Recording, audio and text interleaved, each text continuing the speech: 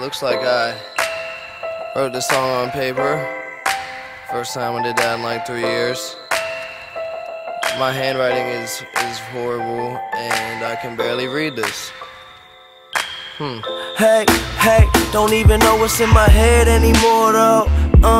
Figured out I ain't gonna go to college league course, so fucking girls, but I never kept the door closed. Want you all to hear the way I put it in her torso.